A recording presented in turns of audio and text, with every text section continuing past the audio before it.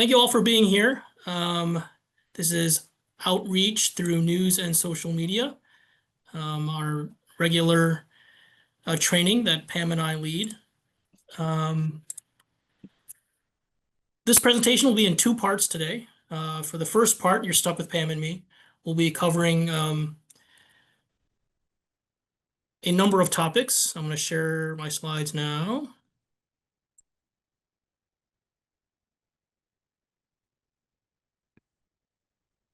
How to establish relationships with reporters, how to build on that relationship, how to prepare for an interview, making sure your branding and messaging is in lockstep and consistent with what you actually want to say. And we'll have a few minutes for a question and answer at the end. And then after a brief break, we will be joined at 2 p.m. by Daniel Swain, climate scientist with California Institute for Water Resources. He'll be sharing his personal journey into and kind of segue into sharing some tips on working with the media as he's become kind of a voice for climate change impacts in a variety of forums. Before we get started, I'm kind of curious to gauge the level of experience of working with the media among the folks who have joined us today. So if in the chat, should be active. You can say, if you would, how many media interviews you've done in your career thus far. I'm just curious to see just the level of experience we're chatting with here today. So chat should be enabled. Take a look. Thank you, everyone, if you're able to do that. So it's a variety of and range of experience. And now you'll know kind of who are the more experienced and seasoned veterans when it comes to working with the media. Maybe you could reach out to them and glean from their experience as well. But want to start with a kind of a fundamental question. Why do we want to work with the news media to begin with? Sure, it's a nice ego boost. You can tell grandma or grandpa that, hey, look, I'm on the cover of the LA Times. That's pretty cool. As Houston Wilson appeared fairly recently for his almond moth research. And so, yeah, it's a nice thing for the ego, of course. But really, by working with the news media, you can extend your extension work by leveraging the media to spread the word about your research, the resources that you have available to improve lives of Californians all across the state. So yes, there's that extension piece of why we work with the news media. But I want to highlight that last point, funding. As many of you know, we are in a challenging, to say the least, funding environment, both at the state and federal levels. And so we want to take every opportunity to share with the broader public, and specifically lawmakers and policymakers, the value that you bring to your communities. How we very tangibly improve the lives of Californians and people throughout the nation and world. And so the more that we can do that, remind the lawmakers, the people with the purse strings, that we are bringing great value to the state, the larger the piece of pie we get of that ever-shrinking pie. So think about communications work. Think about working with the media as really part and parcel of your overall program. Daniel will be talking a little bit about how media has changed dramatically in the last few years, but you know that this is not your dad or your mom's media landscape. I mean, gone are the days when you have the 3 major networks, a few major national newspapers, and then your local newspapers, and that was it. In recent years, there's been a proliferation, some might call it a democratization, of the news media. And these are some of the channels and platforms where people get their news and information from now. Dora has joined us to talk a little bit about social media if you have questions related to that. But I like to include this particular graphic and image because here's Dr. Patesky, our avian flu expert at UC Davis, appearing on a podcast hosted by a celebrity chef turned media personality, Dave Chang, on a platform, The Ringer, which was originally intended for sports. So it really just goes to show how diverse, varied, and kind of wacky the media landscape is now, and how you really kind of have to dig to find out who are the key media members and influencers in your space, both topically and geographically. So we'll start there. I mean, the first thing that you should do is just be a savvy media consumer in your local market. Who are the beat reporters for local TV, radio, and newspapers that cover your areas of expertise, whether it's farm issues, nutrition, family, education issues, environmental issues, and so on. Secondly, as you're chatting with your clientele, meeting with stakeholders, talking to folks at your workshops and events, try to ask where they get their information. Are there radio shows they regularly listen to? Are there podcasts they subscribe to? Are there blogs that they visit regularly? Find out who in their information ecosystem are trusted sources. That way you can really pinpoint not just the reporters that are reporting in your space, but also the influencers in your particular niche or sector. And when I say influencer, I'm not just talking about people doing silly dances on TikTok. I'm talking about the people who are well connected, both in real life and also online, who have a platform for sharing information that's related to your research and extension. Reach out to those key influencers, those key cogs of information. Finally, I want to share that Pam and I have access to software called Cision, which is a database of specific reporters that cover a variety of beats and also a broad spectrum of different media outlets. If you would like us to do a targeted search for a particular subject or a particular area, a geographic area, you can reach out to Pam and me, and we'd be happy to do that search for you. So once you've identified those key people in your media market or those influencers in your space, introduce yourself via email or some of those social media networks. As the old expression goes, flattery will get you everywhere in life. Offer some praise and compliments about a recent story or segment that they produced. And then state your area of expertise and offer to be a source for them in the future. Better yet, if you have an upcoming workshop or public event, a field day, invite them along. They may not necessarily be covering the event, but at least you get that valuable face time and you start planting the seeds for that long-term relationship. A great example of that kind of long tail to this media relations story is kind of encapsulated by this image here of Yana and then a reporter named Camille. They were kind of both in the same Northern California space for many years, way back. They'd worked together on some stories. And then when Camille went to a national news outlet, Politico, and it came time for her to write a story about wildfire preparation, she had that pre-existing relationship with Yana, called up Yana, did an extensive interview, and this was a very lengthy, prominent story on a national outlet that came about because Yana had cultivated that relationship over time with Camille. So the end goal really is to get into the Rolodex of these reporters. Now I'm realizing that Rolodex is probably a dated term. It was literally like a little mini file cabinet that would sit on reporters' desks with names and numbers of their sources. And so you want to be in there in a virtual sense. There's probably an app for this now. Be in that reporter's Rolodex. So when they're writing a story related to your field, your subject matter of expertise, they'll come to you when they want a trusted and credible source. Another great example of kind of this media relationship cultivation is with Ezra. Pam has connected with Ezra over the years, first on Twitter, now on Blue Sky. And Ezra will literally tweet out or post, hey, I'm doing a story about XYZ. Do you know anyone who can chat about this?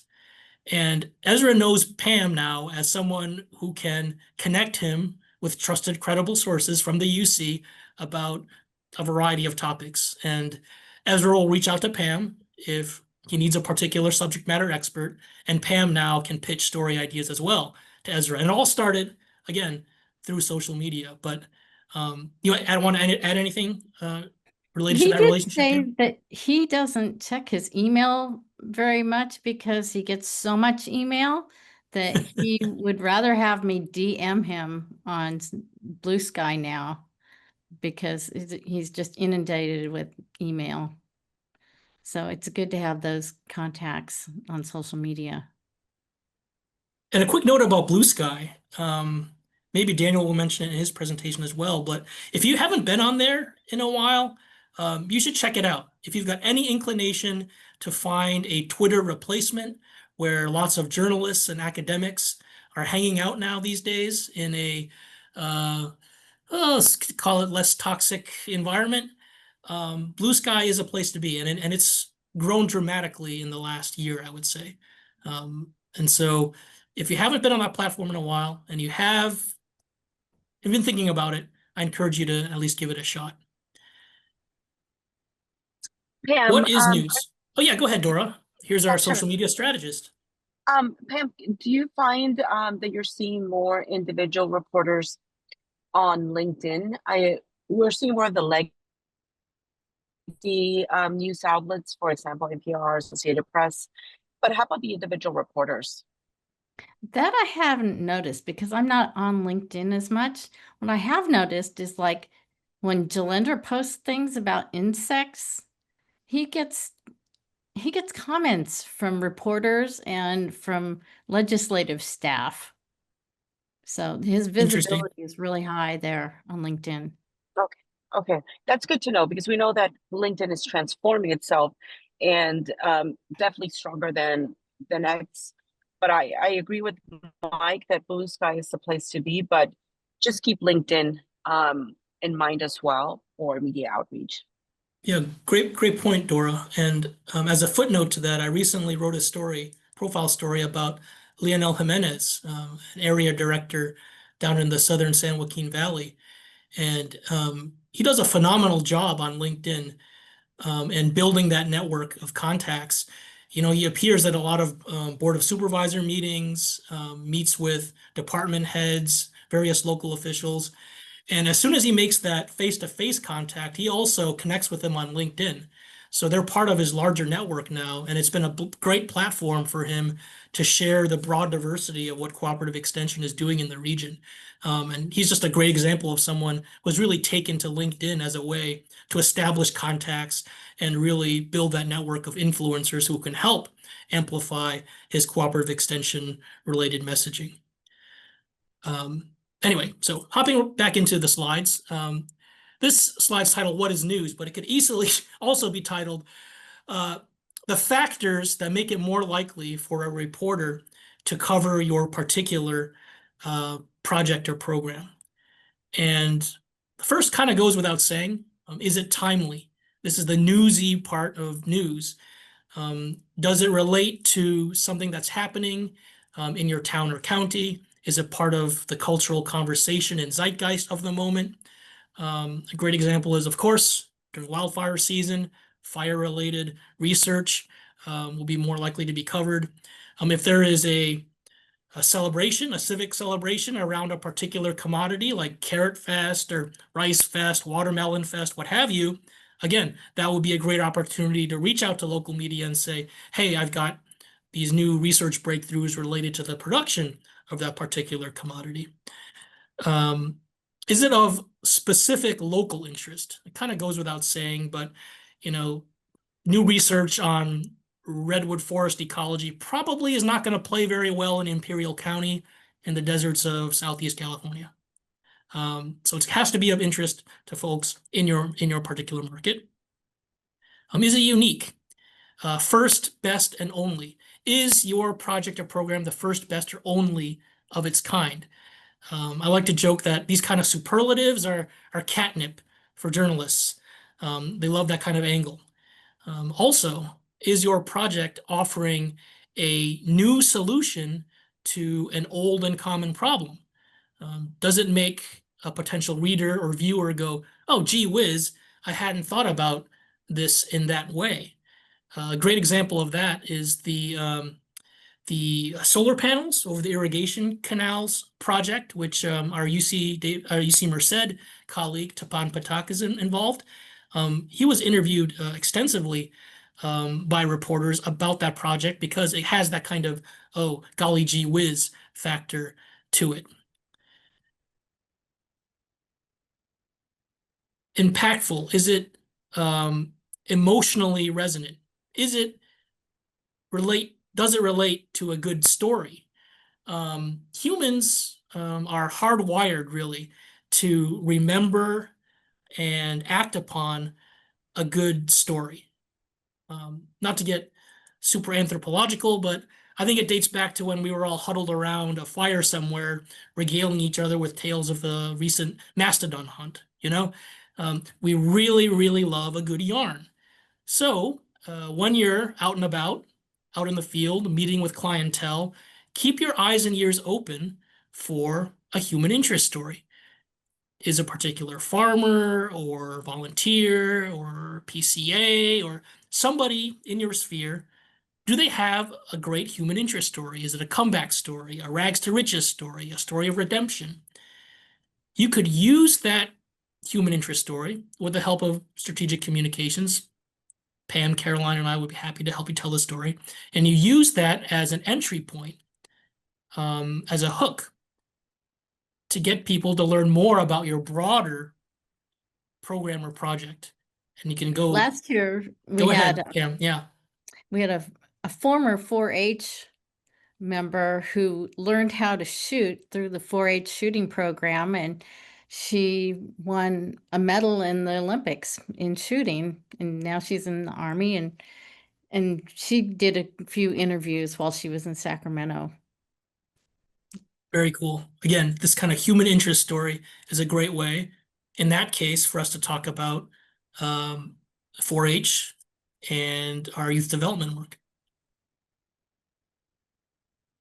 Conflict. As you know, there's no shortage of conflict in the world these days, and we don't always want to be wading into those fistfights. But if your research, if your study sheds new light on a particular ongoing debate that's been happening in the public forums, that may be an opportunity to raise your hand, reach out to reporters and say, hey, I've got this fresh take, this new perspective, this new information that can help clarify that particular debate or add new data that can help clear up a particular controversy. And lastly, if there are notable names who you know are coming to a particular event or workshop or field day, you might want to alert the media. If there's public figures, elected officials. If Taylor and Travis are coming to your prescribed burn, that might be an opportunity, I don't know, to let the media know. Again, anything to generate more eyeballs on your program and elevate the visibility of the impact that you're having through your extension work. So ideally, when you're thinking about a project or program to pitch to media, you want to check at least 2 or 3, hopefully 4 of these items on this slide. And again, you can reach out to strategic communications, Pam, Caroline, and me in particular, and we can help craft that pitch.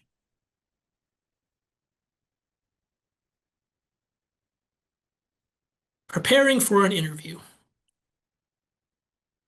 This is maybe the most important slide in the entire deck.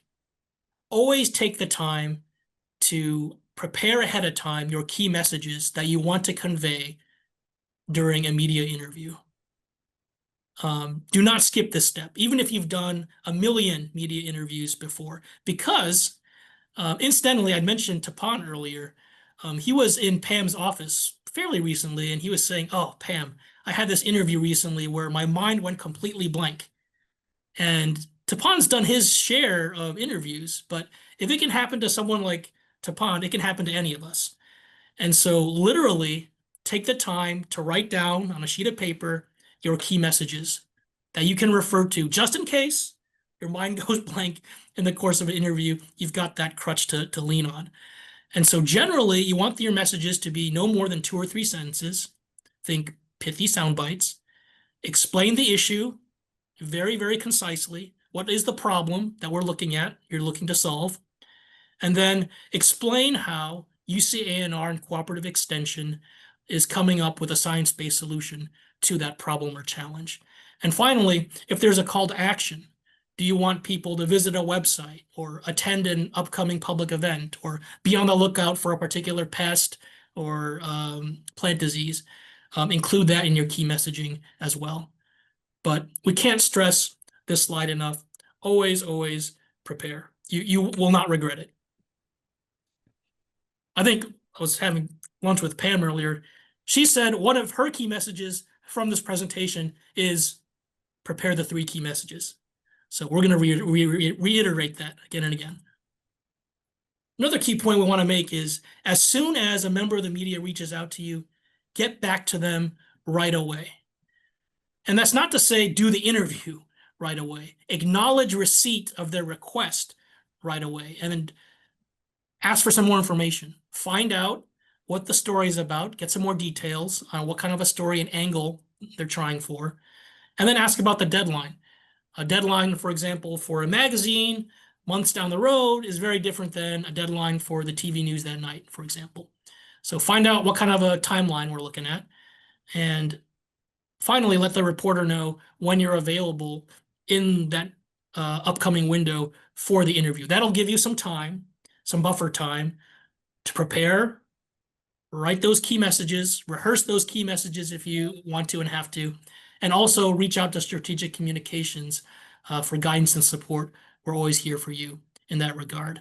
So as soon as you hear from a reporter, get back to them, acknowledge the receipt of the request, and then schedule a time in the near future, and then use that intervening time to prepare. Which is especially important if you are dealing with a potentially controversial subject and you are anticipating some tough questions. Much like you do for those key messages, you might want to write down and maybe rehearse potentially answers to those potential tough questions. And again, Pam and I and Caroline and Linda, the director of Stratcom, we're happy to help you kind of tease out some of the nuances when it comes to answering those tough questions. Keep in mind, sound bites for the media are 20 to 30 seconds long. I think that's for print media more. I mean, for TV interviews, the sound bites are even shorter, more like 10 to 15 seconds. So again, those key messages, you really want to keep them pithy and concise. Compiling background information and putting it on paper, hard copy. This is especially important if you're inviting a reporter to a public event. The reporter might be scrambling around, interviewing participants, interviewing organizers, getting footage, taking photos. Have that hard copy with all the details, the names, titles, organizations of everyone involved. So when the reporter actually gets back to their desk and they're writing their story, they're putting together their segment, they have all the names handy. And you're far more likely to get the name spelled correctly and all the affiliations right if the reporter has those in hand and can refer to all those names when they're back at their desk. So there still is a place for hard copy information on paper, especially for reporters at an event. Bryce, do you have a question? I do. The question is, are there times that it's better not to be interviewed if it's or situations? If it's not your area of expertise, definitely don't do the interview. Okay. Other things that might be too controversial that might shed a bad light or something on the university or those situations? I think, I mean, it's possible. And in that case, we're going to go over how to try to control the interview.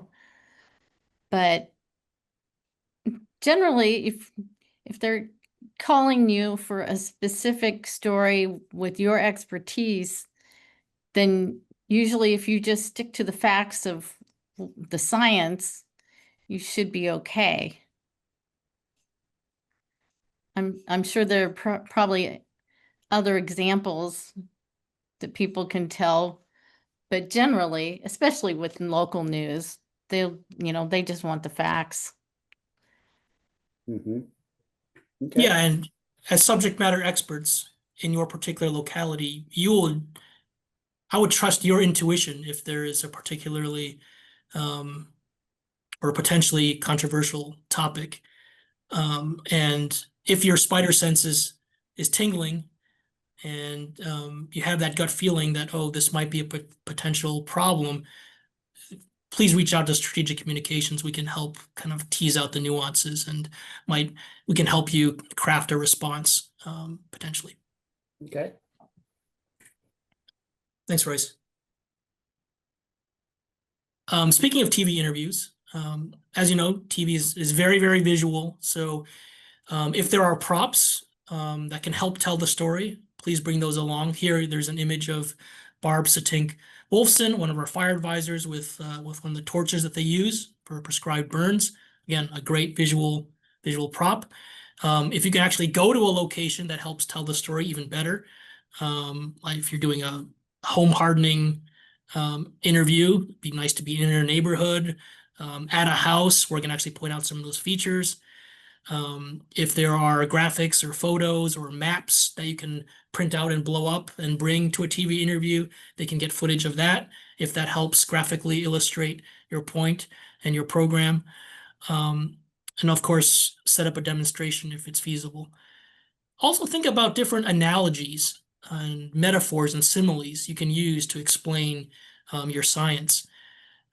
Reporters love that. A great recent example is that um, during the LA fires, people were wondering why the fire hydrants were running dry, and people wanted to talk about how water systems were set up. And so they called Eric Porce, the director of our California Institute for Water Resources. And Eric used this great analogy of a tree. The water system is like a trunk that branches into secondary branches, which then branch into tertiary branches. And the Wall Street Journal liked that image so much that they created an infographic for one of their videos based on Eric's analogy. So if you can explain, especially complicated scientific concepts, and using a simile or metaphor, please do. Reporters love that. It really helps convey to their readers, their viewers, what you're talking about. Finally, if you have cooperative extension and A&R logo wear, properly branded logo wear, please wear that, especially for those TV interviews. And if you don't have that kind of swag, there's the URL for the Land's End store. Make sure you get a hat or a vest or a polo with those with the properly branded logos. Few quick words about Zoom interviews, which are increasingly common and popular. Sound, obviously important, and then two, lighting. Can't emphasize that enough. Make sure the lighting on your face is even. Don't be backlit. Don't put your back to open window, for example. And especially if you anticipate doing more of Zoom interviews in the future, you might want to invest in a ring light. They're relatively inexpensive. If you're interested in that, we are more than happy to provide some recommendations on some cheap but effective ring lights. You can use, of course, this cooperative extension or UCNR logo background for your Zoom interview. If you choose just to use your home office or your office, again, try to keep things clean and uncluttered, again, to really spotlight your face first and foremost. That, I will turn it over to Pam. So let's talk about preparation for the actual interview. It's good to have a bottle of water with you in case you get dry mouth. And information to give the reporter, as Mike mentioned, any background information that will help them get the key points straight, and your business card so that they can follow up and get your correct spelling and affiliation. Next slide. See, can you advance it, Mike? Thanks. During the interview, you need to make your key points right away and often. I've seen this out in the field where a TV crew will get called off to do another, breaking news story. So make sure that you try to not engage in too much small talk, but to get right into the interview. And remember that everything is on the record, even if it looks like they're turning off the camera or something. You really do have to assume that everything you say is on the record. Yeah, And and a great example of we were recently talking to a specialist who was doing an interview, and he had assumed that the reporter was just getting information on background. Sometimes you'll hear that term. And what he said during the on background section was actually used in the reporter's article. So assume, again, everything's on the record. And even though a longer interview may seem like a good idea, that does open up the length of the interview that they might use something other than your key message. So also try to answer in short, complete sentences that they can use as sound bites. Because if you're talking too long, then they're going to probably paraphrase you and not use your exact quote. And it may not be quite what you wanted. If you don't know the answer to something, feel free to say so. And you can even refer them to some other expert for details. And we ask never to say no comment because it sounds defensive. It sounds like you're hiding something. You can explain why you can't answer a question, it's out of your area of expertise. And so that's a better response. Next question or next slide, please. And then during the interview, if you need a question clarified, go ahead and ask.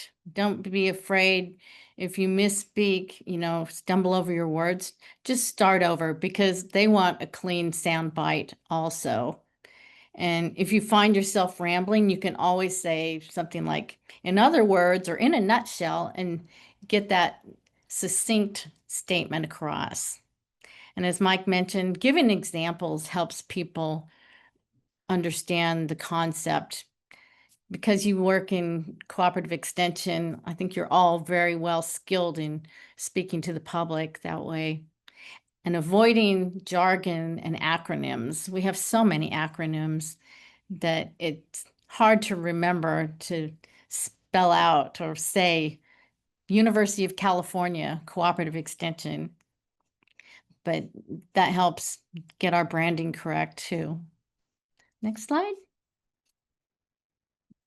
During the interview, if you can kind of flag points for the person editing the interview or the reporter, then it will help them write the story so that they know what's important.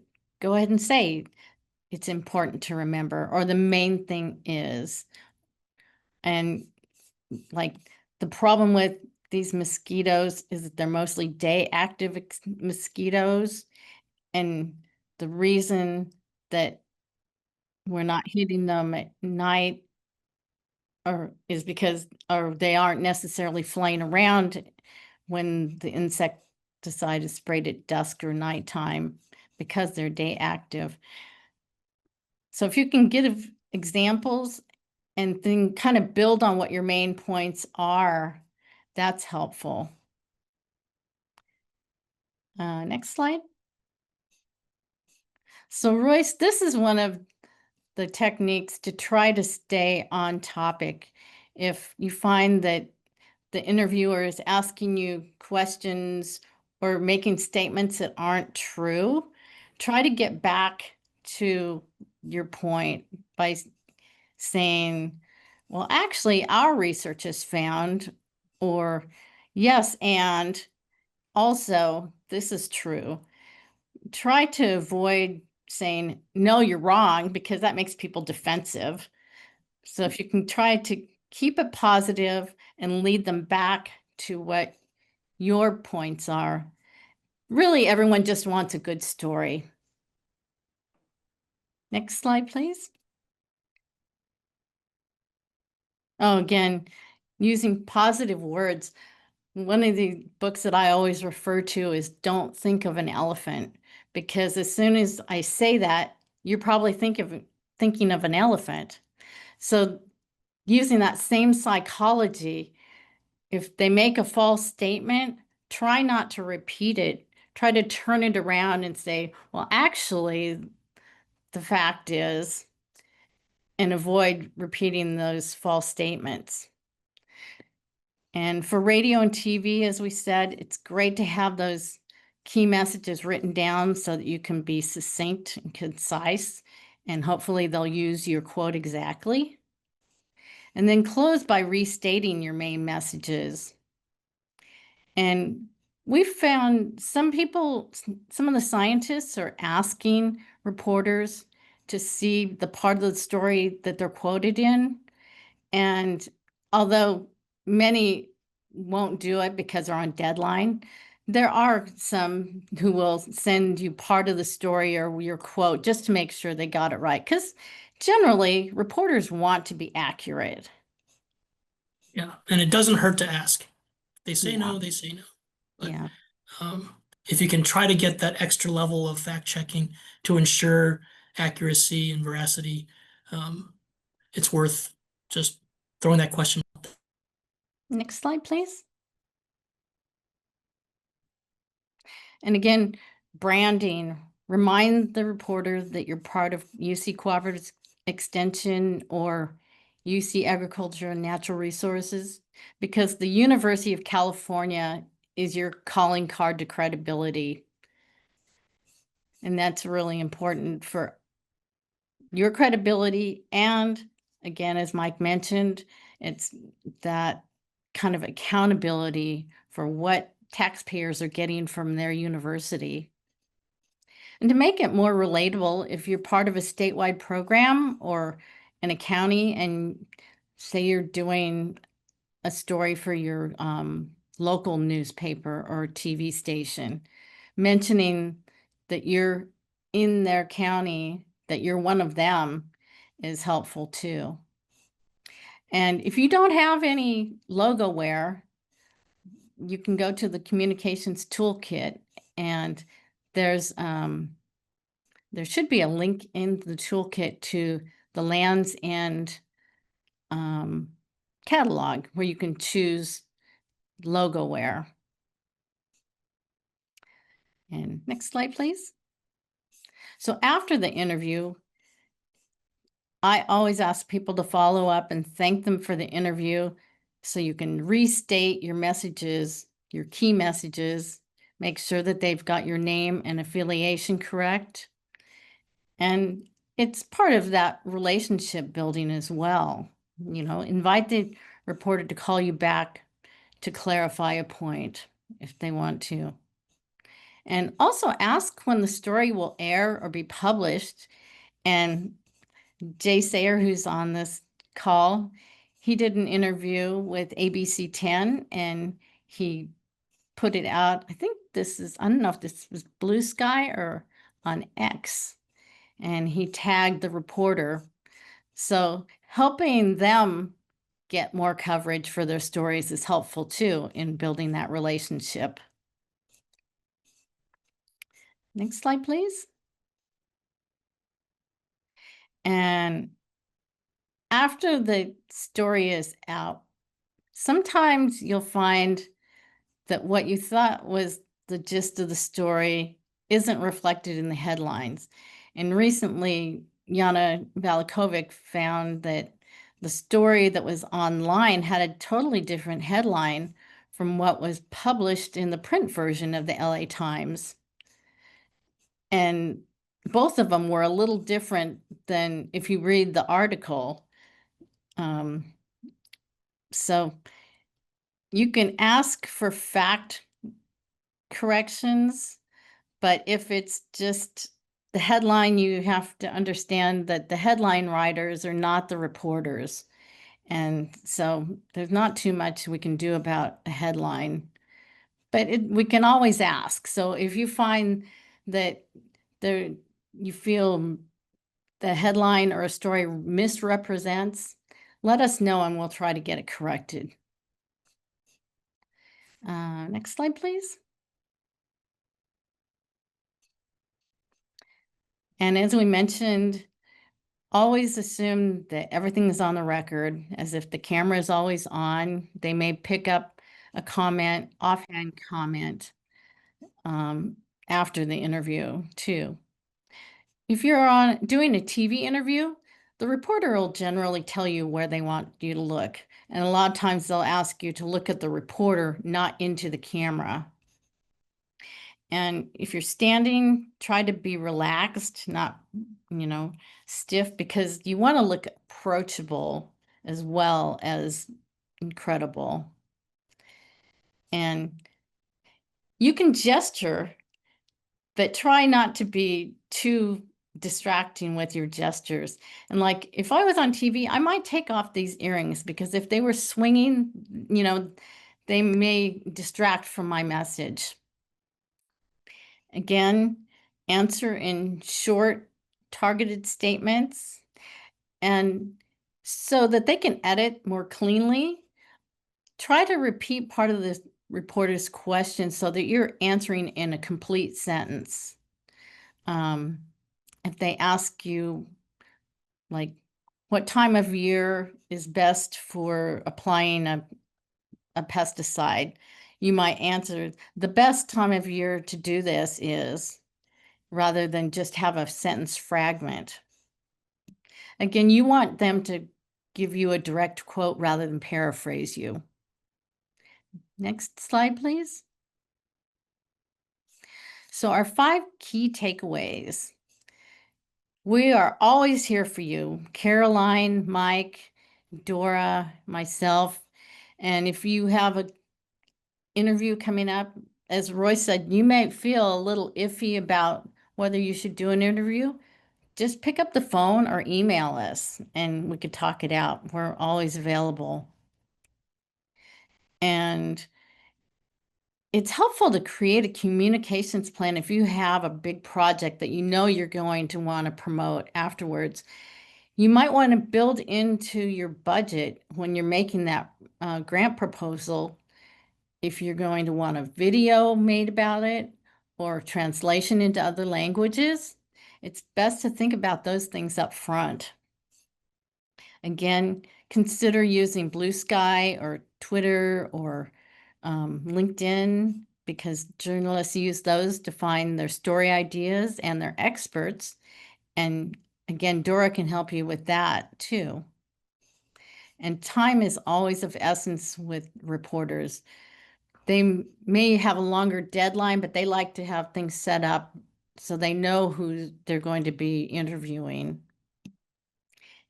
And we're going to harp on it again before the interview. Write down your key messages so that you have them handy. Next slide, please.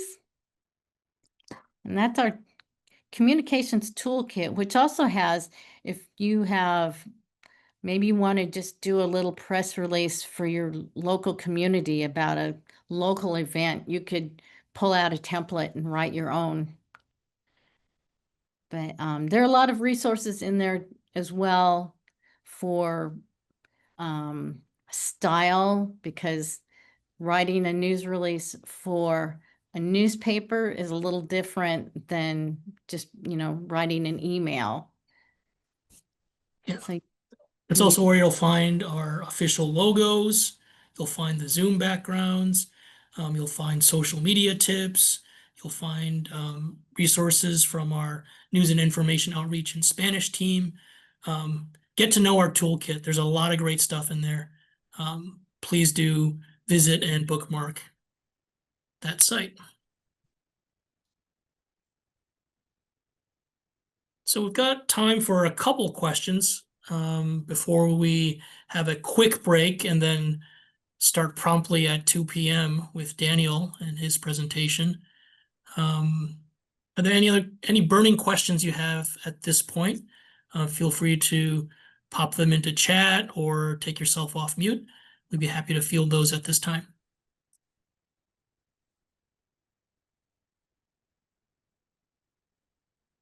Jay was saying that some journalists have gotten weirded out when he asks if he can fact check their statistics. You know, they may be offended, but just tell them, I know you want things to be accurate, and I'm happy to help you out with that. And, you know, not pushing it, but just make yourself available to be useful and helpful. I think everyone appreciates that. Yeah, I think Daniel will talk about it, but the vast majority of journalists are just out to tell a good, compelling, accurate story. And they're not looking to stir things up or get anyone in trouble or inflame controversy. Usually, the vast majority of the time. And yes, Joanna, we'll share the recording and the slides. Don't be a stranger. Here's our contact information. Pam and I write more about Northern California and Central Valley topics, issues, subjects. Caroline is your point of contact down in Southern California. Linda is our fearless leader. Ricardo manages the NOS team. And of course, Dora handles social media. And she's got office hours on Wednesdays if you want to consult with her on a one-to-one basis about your social media work. One comment. Savas says that And he's here's Caroline. Oh, sorry, Pam, you go ahead first. I was just going to say that Savas commented that big news agencies have refused his request to check the final story, and that's very common. Yep. Because they don't want a lot of scientific jargon and details that they feel are extraneous. They don't want the scientists to change the story. But you know, like, it doesn't hurt to ask. Again, Yeah. we just want to help them get it correct. Yeah, I was gonna say, very rarely will send the full story to you, but you can ask, can you send me the direct quote where I'm quoted in quotation marks just to make sure my thoughts are accurately reflected. And sometimes they'll be okay with that. Or just send them an email. I've done that before too, with all my key points, just, you know, so they'll have it down in writing. And if they want to, they can just copy and paste. Caroline, you want to some add to people that? are, I was gonna say, yeah, to that point, some journalists are more open to talking through the story over the phone. Could be another way if they're not gonna send you the text. I think some journalists feel weird about sending text, but may read large chunks of the story to you over the phone or kind of like talk through the main points that they cover in the story. I find that you can sometimes have more success over the phone. You can have but then you may be back on the record and quoted in what you talk over the phone. So anyway, just something to be aware of, but could be another way to check the information if you're not having success over email. I do want to add Caroline is also a very experienced journalist, a podcasting superstar. And so if you have questions about that particular medium, if you're going to be interviewed for a podcast and want some tips and insights, Caroline is a good contact for that. Yes, I would love to talk about audio if anybody is interested in the subject. There's so few of us, you can just unmute yourself and ask a question if you like. Hi, Daniel. I see that Daniel has joined us. We're going to take a little break before he starts his presentation. But if Yeah, you have any other questions, feel free to ask.